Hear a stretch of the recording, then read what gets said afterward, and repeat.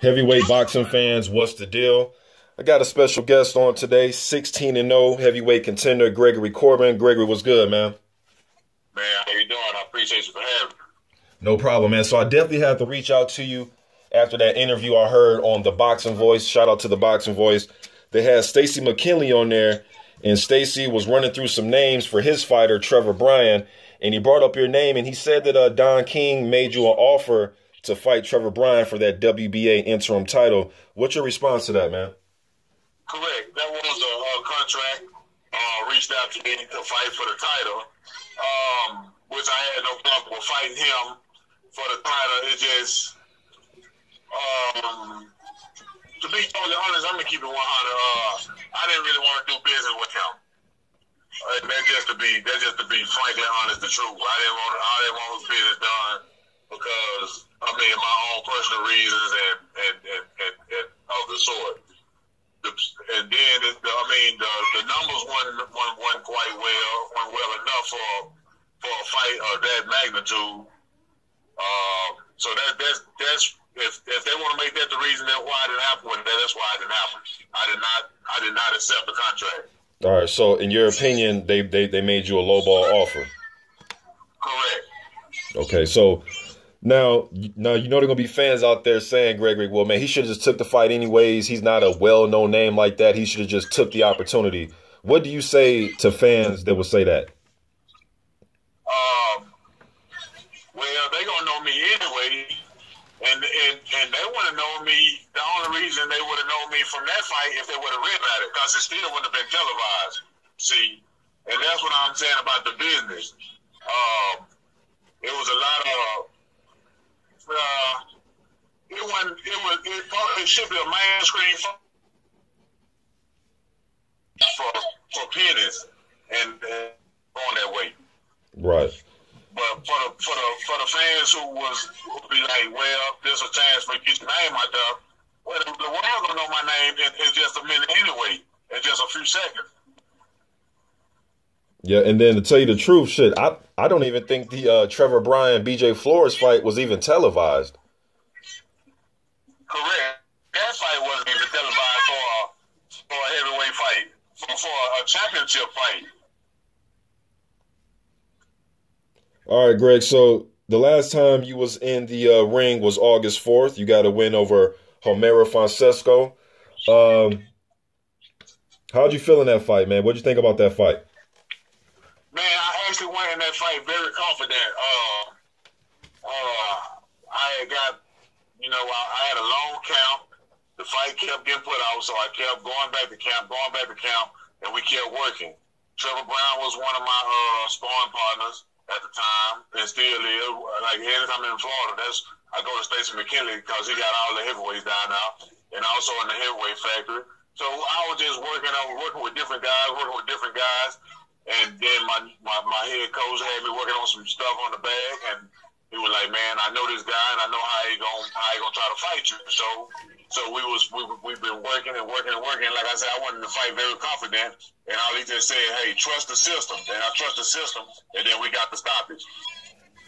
Okay, and then you also told me that you're gonna be fighting for the main USBA title. They're going to pair you up against Jerry Forrest. I know Jerry Forrest. He's a shorter heavyweight. He's a southpaw. Has heavy hands. His 20 wins, 16 of them by KO. His 2 losses with the Michael Hunter Jr., Gerald Washington. He got stopped by Washington. Those fights are on YouTube for the fans that haven't seen those fights. If that fight comes about, I mean, you're going to be having like a 4 to 5 inch height advantage, some reach advantage. You're going to outweigh him by about 35 to 40 pounds. What do you know about Jerry Forrest, and what do you think about that fight? I know he's a mover. From what I say, the guy like to move. He like to get in and out. I like that fight though. I like it. And I'm very confident I can pull that win off, and that shoots me right up to that's a step up fight, another step up fight, and I go to a different bracket. Yep. So I like that fight very much. And the same thing when I get in the ring, go back to training camp, we'll prepare for them, how we get prepared, and try to come in very confident. Change my body structure, get a hold, controlling his weight, and just be strong and ready. Yep, in the fights I've seen with Forrest, man, I've seen some fights where he was kind of in and out, fighting with the elusive style with his hands down. He wants to land that left hand, preferably a straight left hand, the left uppercut. Then I've seen fights where he'll put up the high guard and kind of walk guys down patiently with the jab, but he really wants to land that left hand. That's what I thought got him in trouble with Washington, is he squared up. And he kind of stood there. Washington was able to land that right hand and knocked him out. So I think it's an interesting fight based on style, big man versus little man type of matchup. So it's going to be interesting to see if he tries to walk you down, which I think would be kind of crazy being he's a smaller guy with just a high guard, or will he try to be in and out and use quickness? Correct. Well, I'm not going to take it for granted, because I know when anybody go and step into the ring, they put their best foot forward. So I know the guy going to be in camp getting ready for me, and he going to have a few tricks up his sleeve. It just, I got to have a sharper eye when that night comes. So I'm just going to do whatever in my power that I can to pull that victory out. And if we get a stoppage, that's just icing on the cake. Yes, indeed. And shouts out to Jerry Forrest, man. That's going to be a good fight between you two. Now, you said about your weight. You came in at 265 the last fight against Homero Francesco. You were less than the fight before that, I believe by like 5 pounds. What weight are you trying to get down to exactly?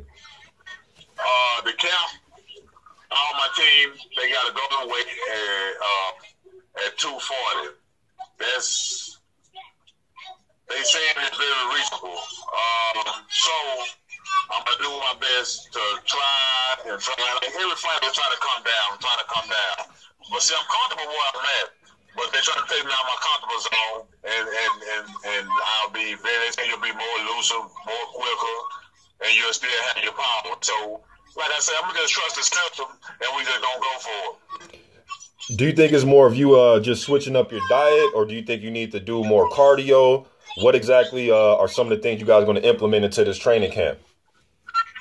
Well, it'll be more of a switching up my diet thing. My workout is pretty good. I got a pretty strict workout. It's pretty good.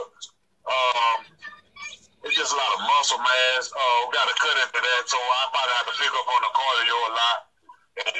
But it's mostly a diet, though, and get my body's whole routine. Okay. And then, Gregory, you also mentioned being in training camps with Trevor Bryan. Who are some of the other guys that you've been sparring in the last few months, man? The past couple months? Right. I sparred Chris Johnson, who's a former contender. I sparred Guillermo Jones. I sparred Kevin Johnson. And also I sparred Luis Ortiz. Okay, how was sparring with Luis Ortiz? I know right now he's one of the top, 3 or 4 heavyweights in a lot of fans' opinion. What do you think about Luis Ortiz? Correct. The guy push you. I love it because it makes it when you spar with guys on top level like that, and you're able to not just stand in front of them, but you're able to stand in front of them and also give them pressure. It just further makes me believe in my ability and let me know that I'm where I'm supposed to be at, that I'm in the right sport. So I believe I've done pretty well. Hey, he sparred with me. I was his only sparring partner, and then he went and got a first or second round knockout. The night before I fought, the week before I fought. So, hey, I think it speaks for itself. Yeah, he went in there and knocked out Razvan Kanjanu, and Kanjanu took Joseph Parker 12 rounds. Right. So, one more question, man. I just want to go back to the Trevor Bryan thing. I know you guys do a lot of sparring together. You were offered the fight, although you said the numbers wasn't right.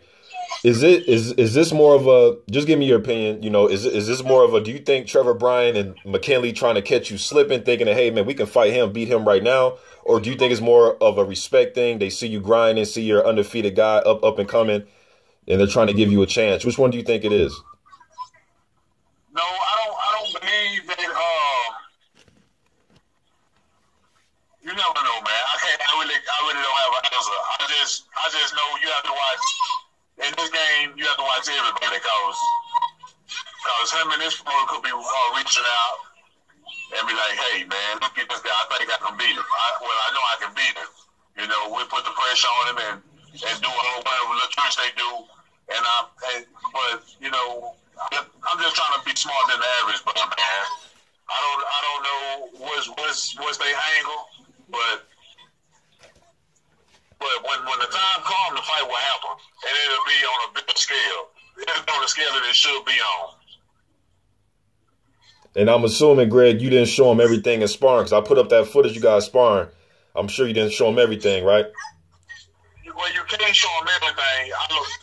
See, to me, sparring is not what you have. Sparring is working on what you're lacking. So that's what I'm trying to work on, what I'm lacking on. Because if I keep working on what I have, I never get better. If it makes sense. Okay.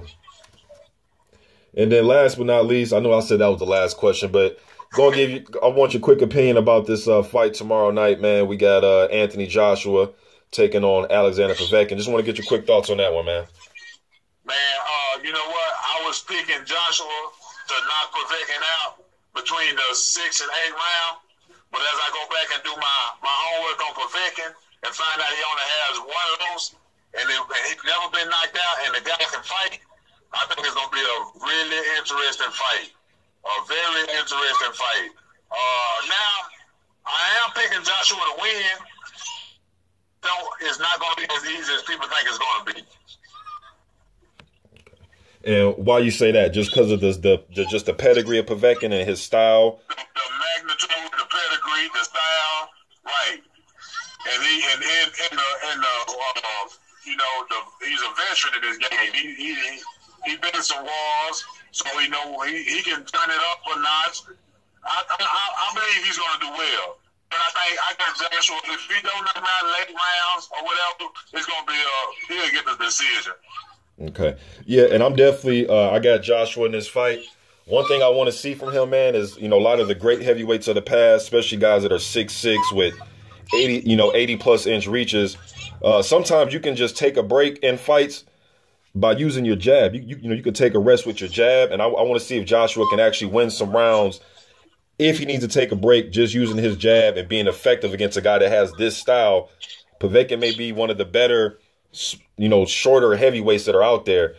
So I'm curious to see, because, Parker and Takam, their movement was kind of bothering AJ a little bit. So I'm thinking if Povetkin can bother him with the head movement and, him being low and dipping down, try to come up with those big left hooks and overhand rights, how is AJ going to react to that? How will he react? Right, because Takam gave him some troubles. This is my opinion. Takam gave him some trouble. The referee stepped in and helped a little bit.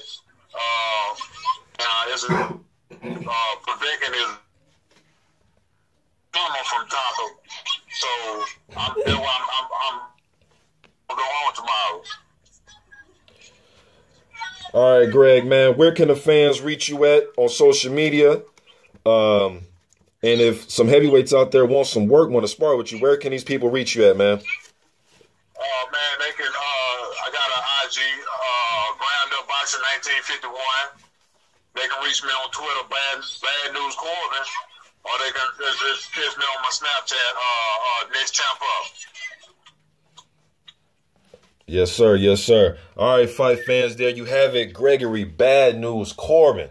Till next time, I'm gone.